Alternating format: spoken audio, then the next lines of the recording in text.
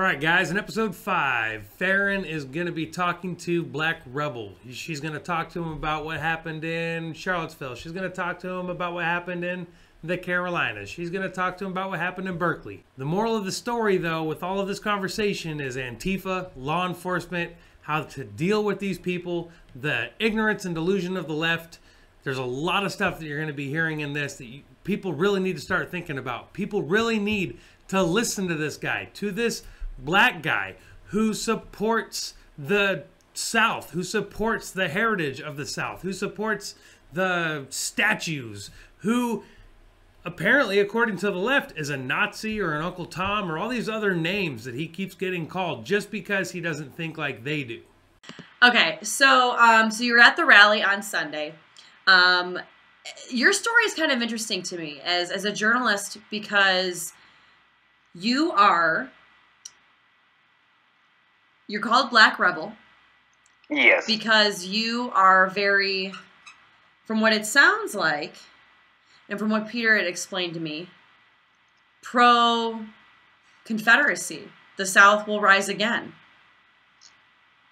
I wouldn't say it in the terms of the South will rise again, in terms of another civil war, but more so the terms on being proud of where you came from, proud of your Southern heritage, pride in the South.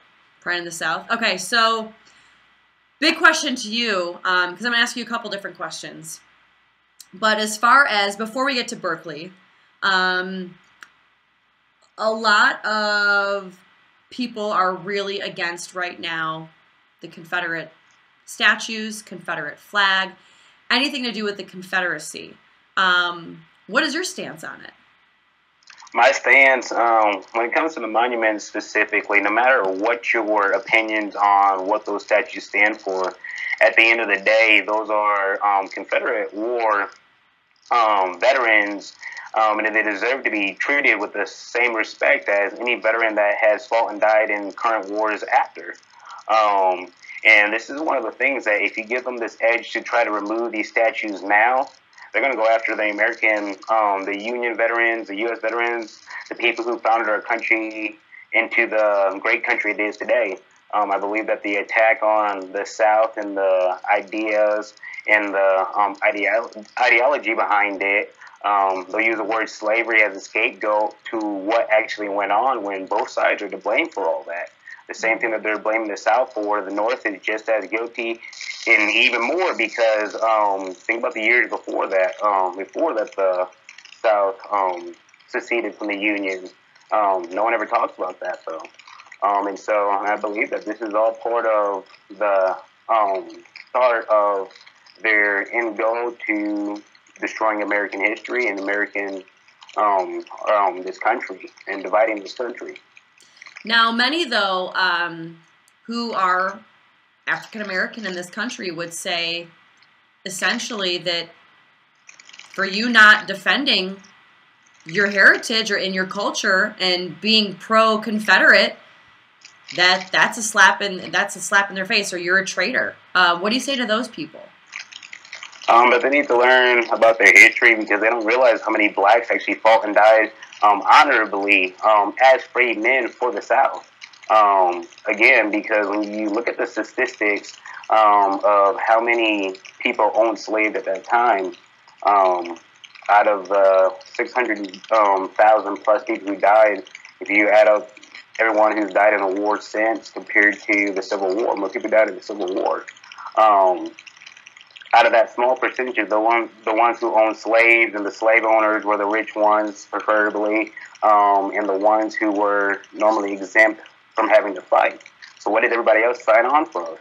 Again, they saw it as an attack onto their homelands, that they're defending their South, defending their homelands, defending their families, because when you look at the path, the destruction that Sherman did when he pretty much turned the South into firewood. Now, as far as, you know, I'm trying to think, why do you do this? Because, I mean, a lot of it, you're really putting, many would say, if you are pro-South, you're pro keeping the Confederate statues up, as a black man, you're literally putting a target on your back to be pointed at, to have people start saying you're a traitor, you're this, you're that, because, especially with the rhetoric that we're seeing today. Why do you stand up and say no? It's because it's part of one of the things I used. One of my slogans that I came up with was disrupting the flow, controlling the narrative. In today's world, that they seem to classify everybody inside of some specific stereotype that you have to be a specific way depending on what race you are. And then, but yet, if you're a black man, that you have to think this way. If you're a white man, you're probably a Nazi, racist, bigot. If you're, and so forth. They put everybody in these classifications inside of they try to throw everybody into categories and pretty much tell everybody how they have to think. And that's part of something that is wrong with this world. Those who think that way, that as a black man you should be like this, or those who use their color as an excuse for where they're at today, it's just it's part of the reason what is destroying the black race today.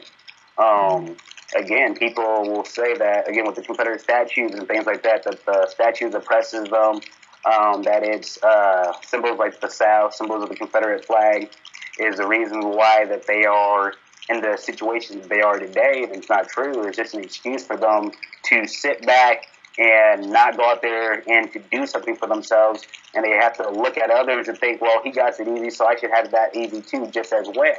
If you want it that bad, go out there and fight for it. Don't look about how easy somebody else got it and think, how come you don't got that? If you want it that bad, go fight for it and continue to do so. And so I think that we have to break down these stereotypes that the world try to label us. Mm-hmm. As far as now talking about Berkeley, I guess kind of talk to me a little bit about your day, your minute by minute events that you experienced that day in Berkeley, and I guess first start off and telling me why you decided to go to Berkeley. You cut out there for a little bit. I was gonna say, I guess first of all, why did you decide to go to Berkeley? Originally, I was going to the first rally on Saturday, San Francisco. I was there for both. I didn't originally plan for going to this rally, just something said that I needed to try to make it out there for that, and so had the means to, and so I did. Didn't really know what to expect. Didn't know too many people out there other than Basic Man, Kyle Chapman, and a few others. But it's just something that I felt like I needed to go out there for. Wasn't really sure at that time, and so seeing that hands-on there in Berkeley and what's really going on out there, and when you see the politicians, again, the corrupt politicians that play a role inside of this violence for their political agenda and political gain, that upset me too as well, because this rally the original rally Saturday was supposed to be for unity, supposed to be for peace for both sides, but yet you see the liberal left always out there trying to attack anything right, and they'll use whatever necessary to the point when they injured it down in New Orleans with the statue removers down there when we were down there. But they'll create these types of mobs to pretty much do their dirt work for them, to shut down that the right side of ideology, the conservative views, and things like that. Mm-hmm. Now, as far as what you saw when you went to Berkeley, I guess kind of give me an idea of what you saw. When I first got there, there's a lot of police presence, there were a few people in the streets, and it turned out that I was in the middle of right through where AntiFa's march route was, right there in front of the police stations where I had went first, across the street from the park. And so when I realized that Antifa was marching that way, and it was just me and another guy at that time, so I kind of just stayed low-key, trying to film, do as much live streaming as possible, and throughout the crowd, and try to where no one would recognize me, basically, because I knew at that time, and I didn't know where the event was going on, or how to get to the event. By the time that Antifa had surrounded where the barricades were at, there was no way of getting inside of there. And then shortly afterwards, you saw where the police pretty much allowed them to force their way through the barricade, and they crowded the event. Mm-hmm. As far as, you know, a lot of people that I've talked to, they've said that it seemed like the police were told to stand down, or it seemed like the police didn't really want to help out as much as they should have, or they thought they could have done more. They should have done more, even if it's to the point of their personal safety. They say if they want to use the excuse that he pulled his men back because it was a dangerous situation for them.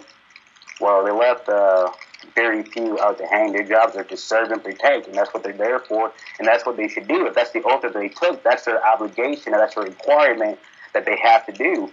And we're seeing this problem a lot, too. Traveling all over the country, I've been seeing this problem in city after city after city, that any time that these neo-Marxist communist groups want to throw a hissy fit right the city just to try to shut anything down, or just because they want to protest an agenda that they don't believe in, that the cops back down to it almost every single time. And it pretty much enables them to continue to do so because they know that they can get away with it every single time. If that's the result and that's going to be the case, you can tell pretty quick if the cops are going to stand down or if the cops are going to do their job. And every single time that the cops will stand their ground and do their jobs, there's never an act of violence. You know, on your shirt, you have a very poignant remark. Sorry, my dog. Hang on one second. Let me make sure that this is. On your T-shirt, you have F AntiFa. Why be so, I guess, blunt about it? Why be that? Why be that? You know. Again, when you see the petition that got signed about trying to call AntiFa as a communist group, a lot of people don't see this as a problem, and I didn't see this as a problem up until the May Day protests down there in New Orleans, to where it was the first encounter that I've ever had with this group or anyone that identified with this group, and we were peacefully in support of keeping the monuments up there for a few days and having these attacks from Antifa all the way up until the May Day protest, when we got surrounded, and it was basically about 300 versus just a couple handful of us, where they're throwing bottles, and I seen the violence hand on. And that's when I realized that this is something that if we don't stand up to now, that it's going to become a huge problem when you see these events. Like we saw what happened out in Berkeley back in March before that, as well as what's happening overseas, the G20 summit, how they're getting bigger and bigger and bigger and bigger. I pretty much see them just as ISIS, only with American citizenship out of the majority. But people seem to think that trying to stand up against that is just a lost cause, waste of time, that they're going to go away. They're not. They're just going to get bigger, and we've seen them get bigger over time. New Orleans, since then, there's over 1,000 now that will show up and protest and rally together compared to the couple hundred back in May. And if the government's not doing something about this, and if the local law enforcement is not going to do something about this, who will? If we the people don't do something about this now, we can either just give up, let them take over, or we can fight. And if we're going to give up now, you're going to be prepared to see what an actual communist state looks like, to where that type of violence where you can't think a certain way, you can't believe a certain way, and your freedoms will get taken away. Your freedom of rights of speech, all of that, it will get taken away if this is something that we don't stand up for now and fight. And not only do we do this now today for us, but we do this for the future generation of America, because we continue to let this go on, it's going to get worse. Our children, our grandkids, this is for their future as well. Mm-hmm. And so with the fucking Antifa statement, and also I got at the bottom there, let the Patriot Games begin.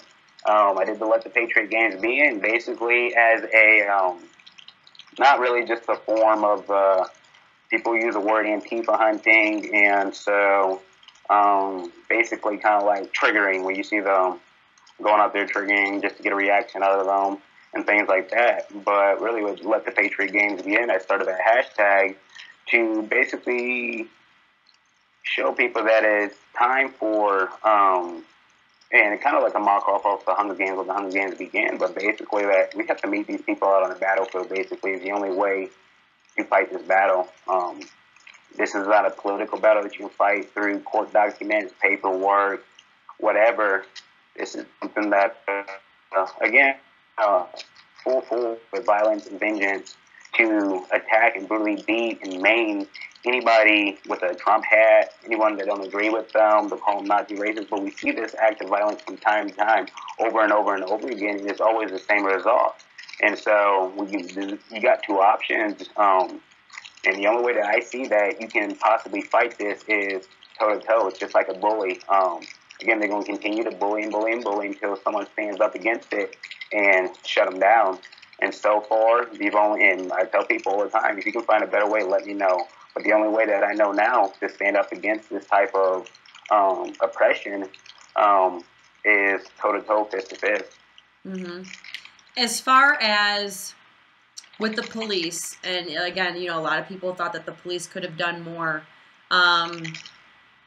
I guess kind of, what do you think? Why do you think the police could be standing down? I mean, do you think it's that maybe that they were outnumbered? From what I've seen the cops arrest a few people, like the guy with the sirens. The whole time it was me, Base Spider-Man. Me and Base Spider-Man were walking down the streets. He recognized us from the day before and got behind us with the sirens, trying to draw the Antifa crowd towards us. And then I had the video on YouTube there where the cops ran in and arrested him and tackled him to the ground. I'm not sure what his charges were. Or even who the person was exactly, because he was completely covered where you couldn't even see any part of his skin. But and then you could see where they would build lines trying to help, but when they did try to help, it was already done too late because they're already bloodied and half beaten to death compared to what they should have done. Like you saw how they got Joey out of there for the instinct. You could say, oh well, they did that to help him. Yeah, but it's still not enough. They helped a little bit, but not to the full extent of what they were possibly able to do. They should have never let those Antifa people get inside of that park, the rally. And I think what the police chief said is the only reason why he did that was they were trying to create as little violence as possible, and they figured not forcing them to stay out of the park would do so. And really, how I saw that was he was willing to do whatever it took to keep his officers safe and screw the rest. Mm-hmm. Do you think the cops are scared and to do something? Well, you know there's a problem with the group because they know what they're capable of. Mm-hmm. And when the cops will disarm the protester or the rally participants before they enter the park and make sure that they have no flagpoles, which again is pretty much the number one source of protection. No helmets, no vests, none of that stuff, no kind of weapons, nothing to defend yourself with. So you pretty much loaded them inside of a cattle pen for slaughter against this group. Now, if they would have allowed them to protect themselves in the full way possible and the best way possible, and they want to run out there like cowards, that would have been one thing. But the fact that they set them up like cows in a slaughtering pen, that was the worst part of it all. Mm-hmm. Now, as far as why you're doing this, and you said you got to stand up and you got to fight. They're showing that these Antifa people are going after families. They're targeting people, getting their license plate numbers. They're really going after people. I guess, are you scared at all? Do you ever think about like, oh, maybe I shouldn't be doing this, or this is getting a little too risky now? I understand the risk inside of it, and Berkeley, again, was another eye-opener, just like New Orleans. And the other situations we get outnumbered by thousands of one. And they said, like, the drawing rate of Antifa is about 50,000 compared to maybe, 300 that might show up on at least one some kind of rally. I understand the dangers behind it. And, yeah, it's a little bit nervous because, again, you want to make it back home to your family. You want to... But at the same time, it's a sacrifice that needs to be done. Mm-hmm. Because, again, if our government's not going to do something about it. Yeah. Oh, are you still there? I'm back. Okay, all right. What was the last part that you heard?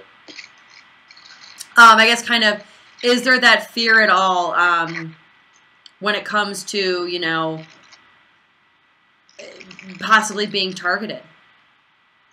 Yeah, I've been targeted before. There's been reports where Antifa had a bounty out on my head out of New Orleans and things like that. But this is part of the sacrifice that has to be made because again, if the government's not going to do something about it, who will? People think that we're all in it for the money. You can't make enough money doing all of this. Again, I'm blowing in retirement doing this. Really, in the end, if you look at it compared to the bonuses and things like that I miss off of work and the time that I miss off of work doing this, and again, with being on the thin line of getting fired for how much more work I miss. So there's really no way to put it other than it's just part of our sacrifice to our country. Because again, at the end of the day, we're standing up for what we believe in, and we're standing up for what we know is right. I try to tell people at the end of, I don't really have a set specific agenda other than standing up for what I believe is right and standing up for what I feel is right. Mm-hmm. And so, at the end of the day, whatever that might be, I've kind of taken my focus off of the monuments and things like that to go after and push back against Antifa a little bit more. And so it pissed off a lot of people on the Confederate side of things too, to where they don't like the whole idea of going after Antifa because, again, they don't think Antifa is a problem. But they did once Antifa pulled down that monument inside of South Carolina or North Carolina, Durham County. And then they realized the effects of everything that I've been saying for the last few months that, again, you guys can sit back and let them do whatever they want to do and think that they're just going to go away. No, they're just going to get worse. Mm-hmm. And so, again, this is something that we're doing because it needs to be done. And anyone who's able and capable of helping, I always say that if people would stand up for what they believe is right and would do what they felt that they were called to do when they're called to do it, half of these problems that we see today wouldn't exist. Mm-hmm. Now, one of the things that you said was, you see a potential civil war here. As far as from when you started in New Orleans to now, I mean, and seeing the way Antifa is, do you see that happening? I wouldn't call it a civil war due to the fact that, again, I don't see them as civilians. I don't see them as, a North versus South or a Americans versus Americans, because they pretty much put out there what they're about. They're communists. I see them as domestic terrorists. I don't think that they should be treated with the same amount of constitutional rights when they do get arrested, when they get charged. I think they should be charged as domestic terrorists every single time, no matter what the event is, whether it's disturbance of the peace, no matter what that charge is at these rallies. If the cops will step up and the legal system will step up and start cracking down on these people, man, a lot of them would be too scared to shut the rallies. When you think about how George Soros, as they say, is funding a lot of this. You see the Craigslist ads to the cities before rallies come up for paying $15 to $25 an hour for people to go protest these events and things like that. If they start cracking down on this, it will make people think twice. Is it really worth it? I think to a lot of them, the reason why they think it's worth it is because they've been getting away with it until either they get their skulls cracked or in jail for a long extended period of time, which is why I said after seeing Berkeley, I said pretty much the only way to slow these people down is no mercy, where, again, you saw they're hospitalizing us by the numbers. But at the same time, what's happening to them? Yeah, Mace, we're doing the bare minimum to defend ourselves when they're coming after us with deadly force. And pretty much, and people have the mixed views on it. But again, I say the only way that you have to match the tactics to the point where if they're attacking with deadly force, do what you got to do to ensure that they're not going to be back up again the next week protesting again, risking somebody else's life. Anything else that you think that day at Berkeley that happened that's good for people to know or good to add, or that just hasn't gotten out there in the media that you've seen? It cut out there again. I was going to say, anything else that you think is good to know or good to add as far as what happened in Berkeley that day that you haven't seen on the media or that you think people, should know? Again, when you see the random people, the groups that got attacked, and watching my live streams, trying to stay incognito as basically just a person live streaming, and you could see like the with the Antifa running. I saw where the cops was on the canister. We were trying to stay by the cops majority of the time, with it just being me, Base Spider-Man, and one other person. And then we had another photographer who was with us who joined in there towards the end. But just it being just four of us, we knew that, yeah, we don't want to get cornered because we didn't know where everybody else was at, because it was so huge and we were so outnumbered everywhere where we couldn't really risk trying to trigger something to fight, or we didn't want to set them off to where, again, where we would get outnumbered and the same thing would happen. But me personally, I wish I could have done more for the people who were attacked being there, and then to realize at certain times, looking at that, where I could see emotion going down, but I didn't know what was going on, that, oh, that was that guy. That was that, and that's what was happening, but I couldn't see. Again, with the father and son who got attacked there at that corner, I was down the road a block away when I saw Antifa running. And so we ran up there a little bit, and I saw the police barricade, and there was a bunch of bushes and trees, and I couldn't really see what was going on and who it was. And so I thought that they were attacking the police. And so that's what I reported, that they were attacking the police, but that wasn't the case. The police stood back in a line watching them attack them. And to think that I could have done something, I missed out on that chance, again, I blame myself a little bit for that. It sucks, because I wish I could have done more. I didn't do enough. And, you know, I will say, I actually didn't bring this up in the other interviews, you know, as I'm sitting here thinking about this and talking about how you saw more and more, and you explaining to me, I didn't realize a lot of the, I guess, battles that were going on the ground. And I think, you know, a lot of it has really been kind of hidden because we had Hurricane Harvey. You know, and not to say that, you know, other situations have been hidden before, you know, but I mean, there's been a lot of, I guess, this has kind of gone under the radar because of Hurricane Harvey, and everyone's, you know, focused on Houston and getting help there. So I think a lot of this hasn't really been out in the public eye, but kind of, I guess, in a summarization, what can you describe, how can you describe that Sunday and what people should kind of know that they haven't seen on the news? Stop believing the news media narrative on this. Again, it was the news who started this to begin with, saying that this was a white supremacist rally, KKK-based rally, Nazi-based rally, when it clearly wasn't. They knew it wasn't. They put that agenda out there on purpose because this is what they wanted to go down. And then you have the mayor, and you have Nancy Pelosi and these other politicians playing to that at the same time, because of it promotes their political agenda. And that's what people need to be wakening their eyes to, and stop believing every article that gets read and see it for yourselves. I tell people, I said, part of what we do also when we go up there, not only fighting back, trying to, again, fight for the free speech, fight for our constitutional rights, and help protect, but also when we're live streaming things like that, we give the public eye a personal view of what's actually going on compared to what the news media says. And it's like, look at the live stream compared to read an article that's going to be either based normally on the right or based off the left. And majority of the news that reads major news is going to be the liberal side standpoint, kind of like Charlottesville. Try to make it seem like a bunch of Nazis walked up inside of Charlottesville to terrorize the citizens and there was a huge clash. Not the case. Cops set that up deliberately for a clash to shut down and to have another excuse for removal of the monuments. Was it right for the supremacist group to be there and the KKK and the Nazis? No, that wasn't right, but that is their freedom of right for their free speech to voice what they want to voice. And the permit was declined to begin with, and it was reinstated by a federal judge. And so what did the mayor do and the governor? Well, to shut them down, order the police to stand down. Allow the Antifa, violent Antifa mob to go up to the rally and disrupt the rally and attack the rally, and then try to make it seem like it's a bunch of violent right-sided people. I'm sorry.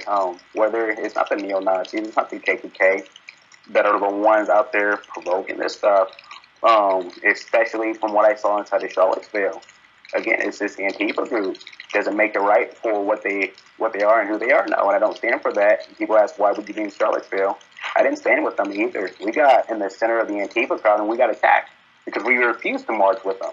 Mm-hmm. But we were down there because, again, at the end of the day, whether they are the neo-Nazis trying to stand up for the Confederate monument, the Confederate statues, and things like that, at the end of the day, that's something that I stand up for too, and I damn sure ain't going to sit back and let them be my voice.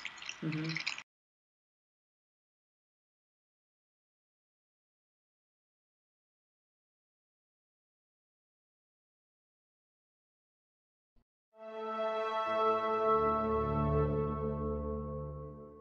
Free thought for free people.